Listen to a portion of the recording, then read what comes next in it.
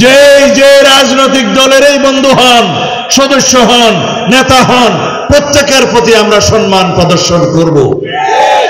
রাজনীতিতে প্রতিযোগিতা থাকবে, প্রতিদ্বন্দ্বিতা থাকবে, অন্য দলের রাজনৈতিক বন্ধুরা সমানভাবে রাজপথে এবং অন্যান্য ক্ষেত্রে সুযোগ পাবে, কারোই প্রতি কোনো বিদ্বেষ প্রদর্শন করা যাবে না।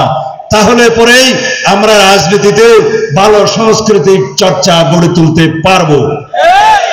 সকল ছাত্র সংগঠনের মধ্যে বন্ধুত্বপূর্ণ আচরণ থাকবে, সম্পন্ন থাকবে।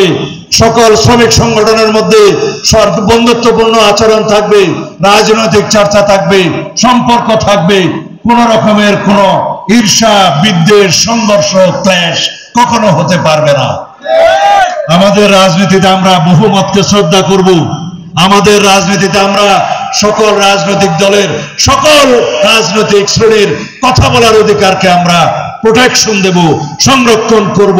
তাহলে পরে সুন্দর রাজনৈতিক চর্চা হবে। কথায় আছে যে আমার বিরোধিতা করবে, আমার বিরুদ্ধে বক্তব্য দেবে, তার সেই বক্তব্য দেওয়ার অধিকারকে আমরা অবশ্যই সংরক্ষণ করব। কোনোদিনই রাজনৈতিক বিরোধিতার জন্য তাকে আমরা আক্রমণ করতে পারবো না। এটাই হচ্ছে রাজনৈতিক সংস্কৃতি।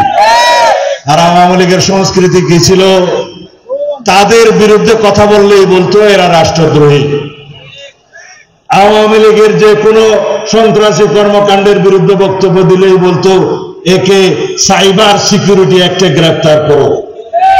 কথা বলার অধিকার বন্ধ করেছে, সংবাদপত্রের স্বাধীনতা বন্ধ করেছে, বিভিন্ন শ্রেণীর পেশার মানুষদেরকে তারা এমন ভাবে তারা তাদের অধিকারকে হরণ করেছে যাতে বাংলাদেশে সাংবাদিক বলুন, কোন রকমের আলেম শ্রেণী বলুন, শিক্ষক শ্রেণী বলুন, শ্রমজীবী মানুষ বলুন, তাদের অধিকার আদায়ের জন্য তারা কোনোদিন কথা বলতে পারে নাই। এইরকম একটা পরিস্থিতিতে সমস্ত চাকরি বৈষম্যমূলক ভাবে ছাত্রলীগের ছেলেদের মেয়েদেরকে দেওয়ার জন্য তারা যে কোটা সৃষ্টি করেছিল, তার মধ্য দিয়ে বৈষম্য বিরোধী ছাত্র আন্দোলন বাংলাদেশে আন্দোলন শুরু করে। সেই বৈষম্য বিরোধী ছাত্র আন্দোলনকে আমরা সমর্থন দিয়েছি সক্রিয়ভাবে। আমরা তাদেরকে সামনে নিয়ে আমরা সমস্ত বাংলাদেশে গণপ্রতিরোধ গড়ে তুলেছি আওয়ামী লীগের বিরুদ্ধে। শেষ পর্যন্ত সেই গণপ্রতিরোধ গণ আন্দোলনে রূপান্তরিত হলো, গণ অভ্যুত্থানের মধ্য দিয়ে সেই ফ্যাসিস্ট শক্তির পতন হলো। বাংলাদেশে যাতে আর কোনোদিন কোন রকমের ফ্যাসিবাদের উত্থান না হয়, কোন রকমের কোন শেখ হাসিনার মতো ফ্যাসিস্ট শক্তির উত্থান না হয়, সেজন্য আমাদেরকে গণতান্ত্রিক চর্চা অব্যাহত রাখতে হবে। বাংলাদেশে যাতে কোনোদিন ফ্যাসিবাদী শক্তির উত্থান না হয়, সেই জন্য আমরা সংবিধানের গণতান্ত্রিক সংস্কার করছি। সমস্ত গণতান্ত্রিক প্রতিষ্ঠানগুলোকে শক্তিশালী ভিত্তির উপর দাঁড় করাচ্ছি।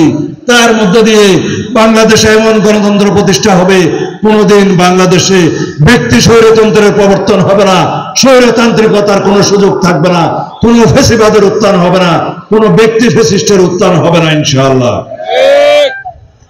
আমরা 31 দফা সংস্কার প্রস্তাবের মধ্য দিয়ে এবং বিভিন্ন রকমের সমাজের চাহিদা অনুযায়ী জাতীয় ঐক্যমত্য কমিশনের মধ্যে আলাপ আলোচনার মধ্য দিয়ে যে সমস্ত সংস্কার প্রস্তাব আমরা গ্রহণ করছি, সেই সমস্ত সংস্কার প্রস্তাব ইনশাআল্লাহ বাংলাদেশের মানুষ পরবর্তী জাতীয় সংসদ নির্বাচনের মাধ্যমে যে সংসদ গঠিত হবে, সেই সংসদে সমস্ত কিছু বাস্তবায়ন করা হবে।